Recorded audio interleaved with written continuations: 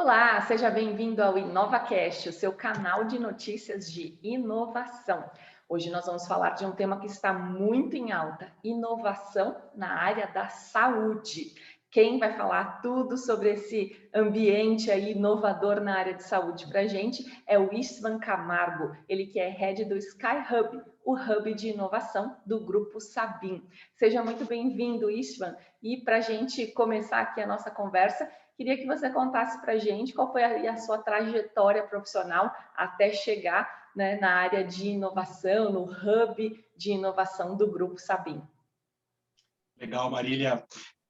Bom, eu estou na área de inovação desde antes de existir esse termo, né? Eu brinco que eu comecei a trabalhar com inovação há 20 anos atrás, no setor de serviços financeiros. Passei por banco, administradora de cartão, seguros, e tive vários nomes nessa trajetória, né? Então, eu fui de departamento de serviços não financeiros, serviços de valor agregado, novos serviços, novos negócios. Há 10 anos eu entrei no setor de saúde, pela porta das operadoras. Então, eu fui montar uma Venture Builder para um dos maiores grupos, né, do Brasil, na época, o maior grupo de medicina de grupo do Brasil. Fiquei lá por 5 anos, depois eu fui trabalhar na indústria farmacêutica e eu estou há 3 anos no CEIB, em medicina diagnóstica. Muito legal. Cada um tem a sua história aí para contar, né? Como é que chega na área de inovação. Agora conta para a gente, como é que está a inovação na área de saúde neste momento? A gente sabe que a pandemia ela forçou muito as empresas a desenvolverem, né, novos produtos, testes diagnósticos. Mas qual você acha que vai ser a herança da pandemia aí nesse contexto de inovação dentro desse segmento? Boa. Quando eu entrei na área de saúde, há 10 anos, como eu disse agora há pouco, você ainda não via nas empresas de saúde a posição de head de inovação, de gerente de inovação, de diretor de inovação, né? Eu lembro de eu chegando na operadora, apesar de eu estar montando uma Venture Builder, eu era visto como a pessoa de inovação. E as pessoas brincavam muito, falavam, pô, a gente está no setor regulado, né? Por que a gente trouxe alguém de inovação? Isso começou a mudar há mais ou menos 5, 6 anos. E eu vejo que agora isso já se consolidou, né? Na verdade, a gente tem acompanhado uma expansão até bastante acelerada, né, dessa função, né, vamos falar assim, de inovação, porque nem sempre são áreas estruturadas. E, de fato, a pandemia, ela abriu, né, não foi a pandemia em si, mas aquilo que está em torno da pandemia, especificamente no setor de saúde, a gente pode ter como um marco importante, perdão, a gente pode ter como um marco importante a autorização para a prática da telemedicina, né? Eu sempre digo que o setor de saúde, ele, por ser regulado, né, ele às vezes demora um pouquinho mais para as coisas acontecerem, mas quando elas acontecem em bloco, porque na saúde a gente está falando de um sistema, chama sistema de saúde. Então, quando você tem, por exemplo, a autorização para a prática de telemedicina, isso abre espaço para uma série de soluções que estão em torno disso. Então, você começa a ver a expansão de prontuários eletrônicos, porque o médico que está fazendo telemedicina, ele tem que ter um prontuário, prescrição eletrônica, porque o médico que está fazendo uma consulta por telemedicina, ele tem que pedir o medicamento para esse paciente. Você começa a ver soluções de monitoramento remoto desses pacientes. Então, existe aí uma avenida, vamos falar assim, que se abre em função dessa questão da prática da telemedicina. Mas não só isso. Todo mundo acompanhou, ou está acompanhando, né, na verdade, a dificuldade de você ter vacina, né, a falta de medicamentos, né, efetivos para tratamento da Covid. E isso também aqueceu muito as empresas de biotecnologia, né? Esse é um setor que estava um pouco esquecido, vamos dizer assim, né? E ele veio agora para o centro da discussão, inclusive atraindo capital de risco. E nas empresas de saúde, propriamente ditas, a gente começou a notar a necessidade de você atender esse paciente de forma remota. No setor de medicina diagnóstica, a gente teve um crescimento e continua com um crescimento exponencial das unidades de coleta móvel ou coleta residencial, cada uma chama de um jeito. Então, você vê o paciente não querendo ir até uma unidade e você tendo que ir até esse paciente. Então, isso sempre existiu, não é algo novo, mas era muito contingencial. Era para atender aquele caso do paciente que não podia se deslocar, né? E agora você tem que fazer isso em escala, né? Em larga escala.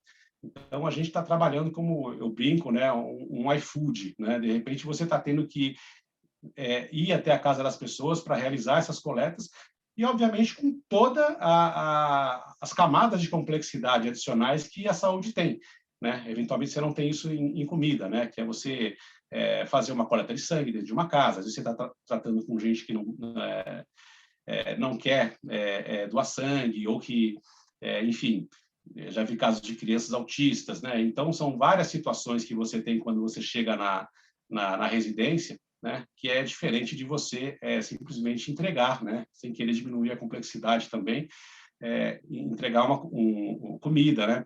E também o transporte, né? E armazenamento de material biológico. Então, são especificidades que você tem na saúde que você não tem em outros setores.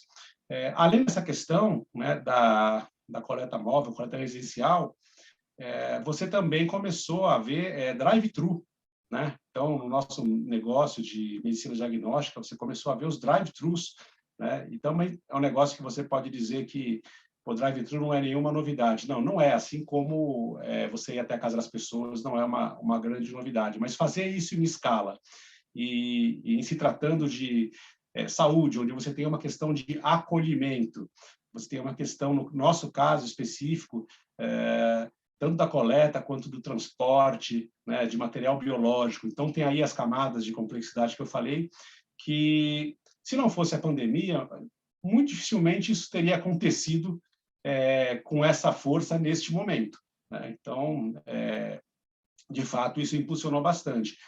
Mais um exemplo, né, do nosso negócio de medicina diagnóstica, o e-commerce, né? O e-commerce não é uma coisa que a gente pode falar que é nova, mas também por conta desse afastamento presencial, né, dos pacientes, a gente começou a ter uma demanda muito forte por vacina através de e-commerce, mesmo compra de exames por e-commerce. Então, assim, existem vários desdobramentos, vamos falar assim, que essa questão da pandemia trouxe para o nosso setor. É bem interessante isso que você trouxe, porque normalmente as pessoas tendem a criar um mito em torno da inovação, né? Como se inovação fosse só aquilo que é extremamente tecnológico, disruptivo, né? E o Istvan trouxe aqui para a gente alguns exemplos bem pontuais, né? De coisas que já existiam, que já estavam extremamente maduras em outros mercados, mas que trouxeram aí para a área de saúde e, obviamente, tem a questão de adequação, né? Transportar produtos biológicos não é a mesma forma de se transformar comida, como ele bem disse. Isso é bem interessante para que todo mundo comece a perceber a necessidade e a importância de pequenas inovações, né? Para que a gente desmistifique aí essa ideia de que só é inovador aquilo que vai para a capa da revista, aquilo que é extremamente disruptivo. E aí, Istvan, eu queria que você contasse para a gente, né, dentre essas várias frentes de inovação dentro da área de saúde, quais são as mais promissoras? Porque a gente fala aí muito também de medicina robótica, cirurgias feitas à distância, né? Quais são aquelas que você aposta que vão criar aí o futuro da medicina? A gente está acostumado a ouvir falar nos P's, né, na área de saúde, numa medicina mais precisa, numa medicina mais personalizada, numa medicina mais preditiva. De uma maneira geral, o que eu vejo no Brasil é uma necessidade da gente ter uma medicina mais, ou uma saúde, melhor dizendo, mais inclusiva, né? A gente não pode esquecer que a gente mora num continente, né? Então, assim, você tem uma dificuldade de acesso muito grande. E aí eu brinco que a dificuldade de acesso ela é tanto para aqueles que não têm eventualmente um plano de saúde, e aí existe uma fila muito grande para ser atendido no SUS, que tem um serviço de excelente qualidade, mas aí você tem que atender toda uma população, né? Eu acho que nós somos o único país do mundo com mais de 100 milhões de habitantes e com um sistema único de saúde. Então, assim, é realmente um gargalo, né? Vamos falar assim, para grande parte da população, quanto para aqueles que têm, de fato, um plano de saúde, perdão, mas que têm um acesso descoordenado. Então, são aquelas pessoas que entram no setor de saúde por portas equivocadas, aí voltam para a casa inicial, e isso tudo prejudica principalmente o tratamento do paciente, a saúde do paciente, mas também deixa o sistema como um todo muito caro, tem muito desperdício, né? Então, essa questão do acesso à saúde, ela é crucial. E eu, pegando aí um pouco do que você falou há pouco, eu olho menos para a questão da tecnologia e mais para a questão do valor que está sendo gerado para o paciente, né? Então, independente do que a gente estiver falando, se agora se fala em machine learning, se fala agora em IoT, de fato, assim, o que eu tenho no meu radar, vamos dizer assim, como norte, é essa questão do acesso em si, do que vai trazer mais facilidade para o paciente.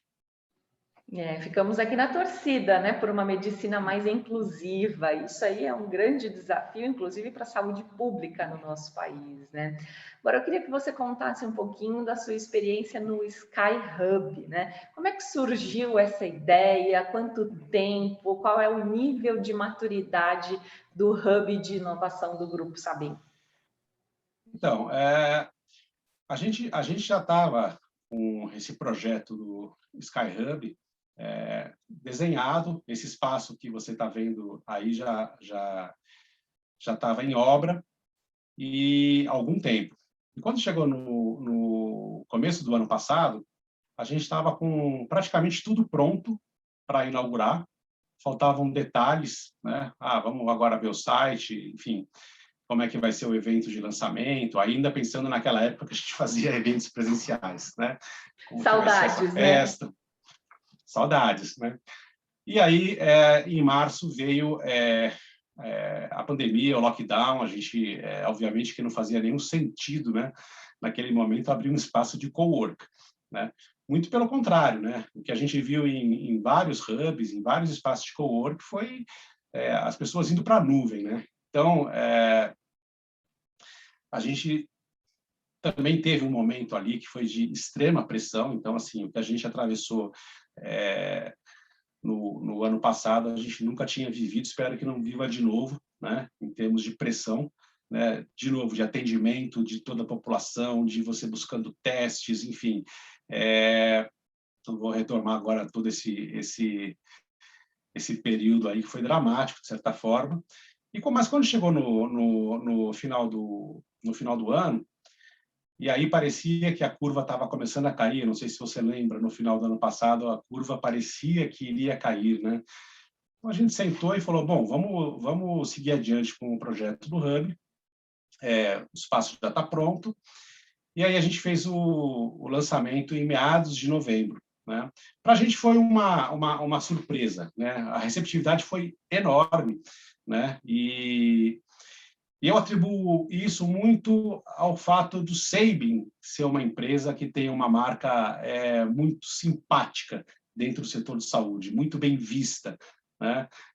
E a gente tem uma história e uma tradição de inovação, né? Eu brinco que no Sabin a nossa própria história é uma inovação, porque nós fomos fundados por duas mulheres há quase 40 anos atrás, muito antes dessa questão toda se tornar, né, uma pauta que é muito bem-vinda, né, por sinal, mas duas mulheres há 40 anos atrás no Centro-Oeste, não médicas, entrando num setor onde prevalecem os médicos, chefes de laboratório, fundadores de laboratório, né? Então, assim, foi um negócio extremamente diferente. E eu até brinco, né, que se fosse fazer um business plan para dar errado, elas tinham feito o business plan perfeito, né? Porque ainda começaram a fazer uma série de mudanças nas unidades, de pintar parede, e foram fazendo essas coisas, e a empresa não parou de crescer, né? Hoje nós somos um dos 5 maiores laboratórios do Brasil, já superamos há algum tempo aí a casa do 1 bilhão de faturamento, e também continuamos sendo uma empresa de duas fundadoras, o que é extremamente raro, né? Então, a gente fala assim você trabalha com inovação, mas talvez quem não saiba, né, a gente tem um termo que é o bootstrap, né, que é aquela empresa que ela não nasce com capital de risco, né, que é cada vez mais raro, né, e que em algum momento, quer seja numa fase de tração, quer seja numa fase de escala, ela acaba buscando capital de risco, né, para acelerar esse crescimento. E o Sabin chegou até aqui sem ter passado por isso. Então, nós somos um unicórnio, né? Como eu te disse, a gente já superou aí o faturamento de 1 bilhão, o valuation, então, alguns bilhões. Somos um unicórnio fundado, bootstrap, né? Fundado por 2 mulheres há 40 anos atrás no Centro-Oeste e não médicas num setor dominado por médicos. Então, assim, temos uma aura de inovação na empresa e eu acho que isso também, eu tenho certeza que isso também ajudou muito nessa excelente receptividade que o SkyHub teve quando ele veio à tona no final do ano.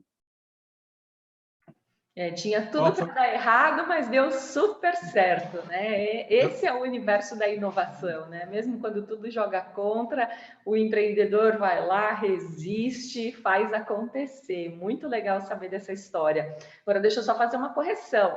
A pronúncia correta, então, é Sabin. Eu estou aqui falando Sabin. É Sabin.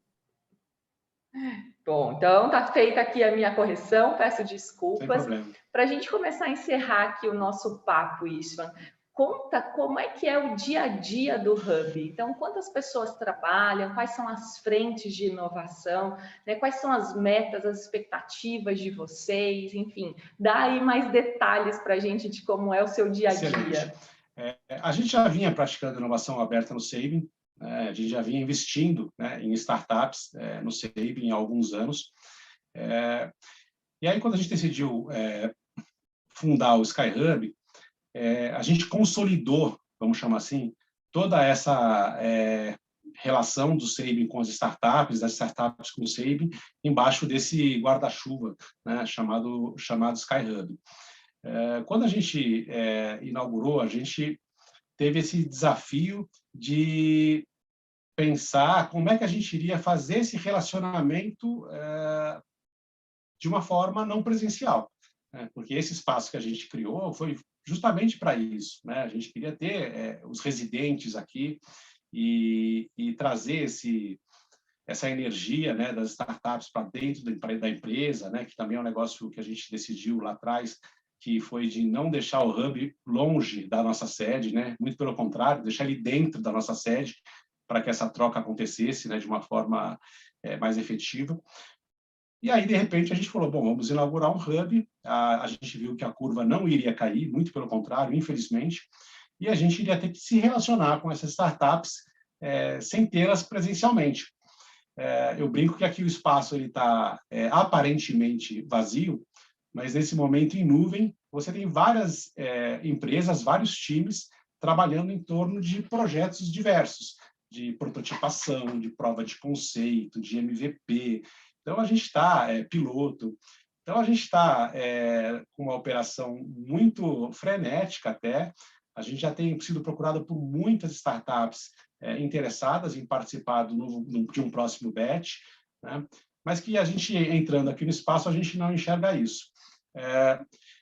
E, em paralelo a isso, vale dizer, a gente inaugurou um fundo junto com o Laboratório Fleury de São Paulo, no final do ano passado, para investir também em health techs, em biotechs, em medtechs, né? Então, isso também abriu uma avenida nova, né, de atuação junto a essas empresas.